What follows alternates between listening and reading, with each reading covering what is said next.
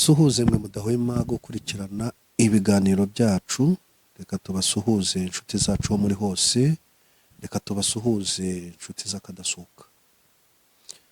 Ngira ngo twari tumaze nk'iminsi igera kuri 4 tutabagezaho ibiganiro kubera twari dufite ibindi duhugiyemo, ariko twagarutse kugira ngo twongere dusangire amakuru, twongere dusangire ibiganiro, twongere dusangire ibitekerezo. Inshuti zacu rero aho muri hose, ndavuga abari hirya iyo ngiyo ibota amasimbi, abari mu Buraya na Amerika, turavuga abari muri Aziya na Oceania, turabasuhuje mwese. Amahoro y'Imana bane namwe, Imana y'u Rwanda ibane namwe. Inshuti zacu, reka tubashyigikire, reka tubahe inkomezi, kubera yuko mwahagurutse mufite ikibahagurukije, mwagiye mufite intego. Hanyuma rero Imana y'u Rwanda ijye igendana namwe, muhahe muronke, mu byo mushyizeho amaboko byose Imana ibahire. Turabizi ko n'ubuzima budakomeye butoroshye, uba uri kumwe no muntu uwo ari we wese utari uwanyu, utari utakuzi, aho urwane ijoro n'amanywa kugira ngo uzarebe yuko koko utaba nka wa wundi waruhiye akandatangaye.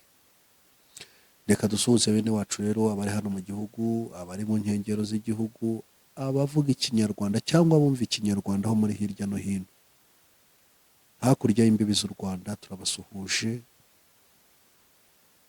Reka rero ntatinze mbabwire ikituzinduye uyu munsi. Ngira ngo mumaze iminsi mumva intambara zivugwa ziri hagati y'igihugu cy'u Rwanda ndetse n'abaterankunga barangajwe imbere na leta y'Ububiligi, ariyo yatangije uru rugamba igihe yavugaga yuko icanye umubano na leta y'u Rwanda ku mugaragaro. Ngira ngo nyuma yaho rero hafatiyeho n'ibindi bihugu, ariko ibihugu byose byagiye biza nyuma, ngira ngo nabyo byaje bitera ikirenge mu cya leta y'Ububiligi. Leta y'Ububiligi rero ikaba ariyo nyirabayazana, ikaba ariyo mbarutso ya byose. Ndagira ngo rero ngaruke uyu munsi kuri leta y'Ububiligi yiyemeje kuba rushimusi, cyangwa se yiyemeje kuba cya kirura kitajya kiyorosa uruhu rw'intama n'umunsi n'umwe. Ngira ngo Ababiligi nk'uko mubizi ni bo bakoronije iki gihugu cyacu, ndetse n'u Rwanda n'u Burundi. Kongo yitwaga Kongo Mbiligi, murabizi, kugera igihe Kongo ihabwa umwami w'Ububiligi, akaba ari wigenga kandi yibereye hariya hakurya iwabo. Ibivuye muri Kongo byose byiza, amabuye y'agaciro, imbaho n'iki byose murabizi ko byagiye mu Bubiligi. Murabizi yuko bavuga ko mu Burayi bwose umujyi wa Bruxelles ari wo mujyi ufite éclairage public irenze izindi zose mu bihugu by'Uburayi. Ububiligi rero si uko bwari butunze cyane, si uko bwari igihugu kinini, nk'uko nyakubahwa Perezida wa Repubulika y'u Rwanda yabisubiyemo igihe yasuraga abaturage, agahurira nabo kuri Petit Stade hariya kuri Arena. Ababiligi ni igihugu gito cyane, ni igihugu kidafite ubukungu, ariko ubukungu gishingiyeho nubwo cyakuye muri ibi bihugu uko ari bitatu. Rero ntabwo Ababiligi n'uyu munsi bigeze bumva yuko igihe cya gikoroni cyarangiye, ntabwo bigeze bibona nk'aho ari abantu bavuye muri iki gihugu. Rero ntabwo inzigo yabo yigeze irangira, inzigo ihora igaruka. Ngira ngo abantu ba mbere bateye intambwe bakabasha kurwanya cyangwa se kudashyigikira ubukoroni, harimo umwami w'u Rwanda Mutara Rudahigwa. Ku batabizi, ngira ngo nigeze kujya ahantu hari i Rusizi, aho Musinga bajya kumucira muri Kongo yabanje kuba. Umusaza nahasanze yambwiye yuko avuka mu mwaka w'1932, ambwira yuko Rudahigwa yajyaga aza bazanye se hariya barahamushyira, ariko bari bazi ko bamukuye ibwami bamujyanye kure, aho abanyarwanda batazongera na rimwe kumubona, batazongera kumufata nk'umwami wabo. Bamugejeje hariya rero, n'ubundi nubwo bari bamuzanye, ariko umwami w'u Rwanda yari umwami w'igihugu cyose. Babona abantu bakomeje kumuyoboka, babona nta kibazo. Icyaje rero kubabera imbogamizi cyane nkomye kugira ngo Musinga we bamujyana muri Kongo, kubera yuko yari yararahiye na rimwe ko atazigera bayoboka. Nuko ngo Rudahigwa yageraga hariya akaza ari kumwe n'abazungu, kuko bari baramaze kumubatiza, baramwigishije mu ndatwa, baratojwe administration. Bamuteguraga rero kuba perezida, bamuteguraga, ariko ntabwo bamuteguraga kuba umwami,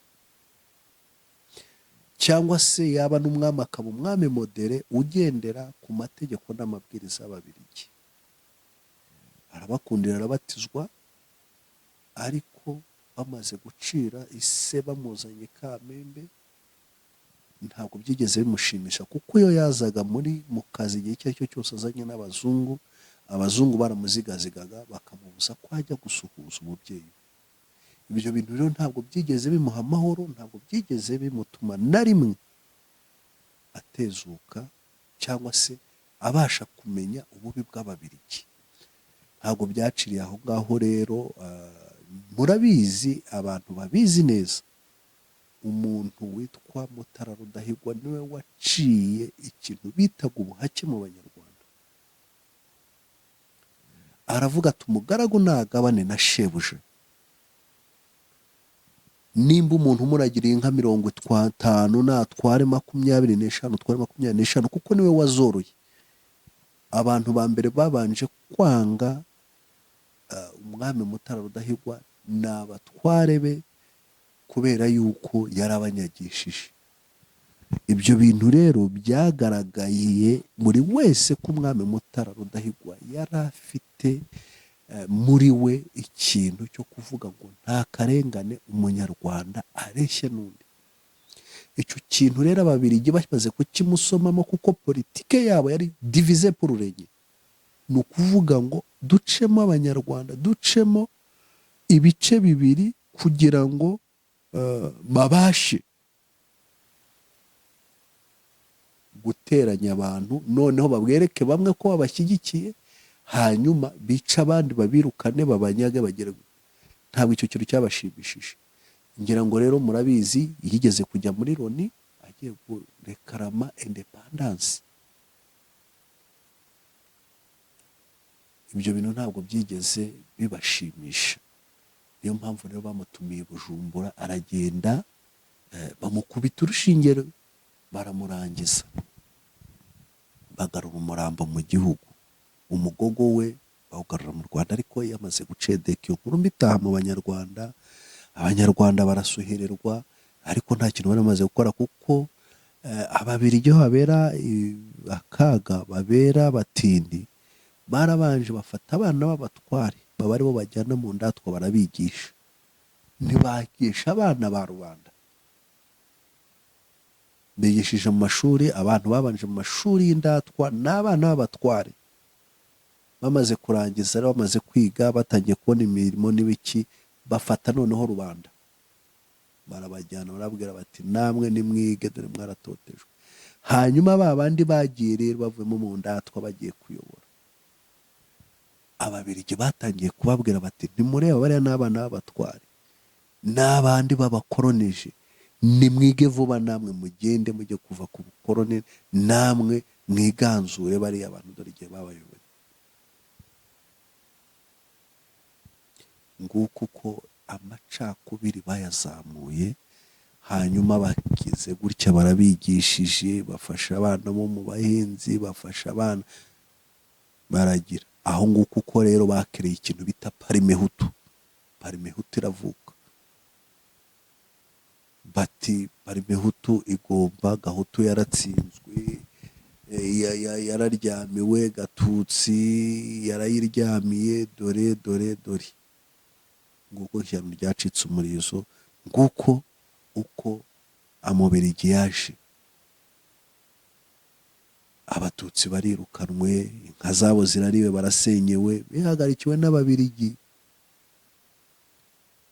Abahutu bagiye ku ntebe, barabafashije, bageze gute, kugeza igihe nabwo bashyigikiye Habyarimana, akora kudeta Kayibanda aramwica. Abo ni ababirigi, ntabwo bigeze, nubwo bavuye muri Afurika, nubwo bavuye mu Rwanda no muri Kongo n'u Burundi, ariko ntabwo bigeze bakura ibirenge byabo muri Afurika, muri aka karere. Kandi inkomyi ya cyane bari bazi yuko abantu bakomoka ku bami n'abatware ari abantu bari organize mu bintu by'imitegekere, barabyigisha, barabisobanura, bagaragaza ukuntu abatutsi ari abantu bazi gutegeka, ari abantu bafite organization, ari abantu bagira inzika batibagirwa, ibintu byinshi.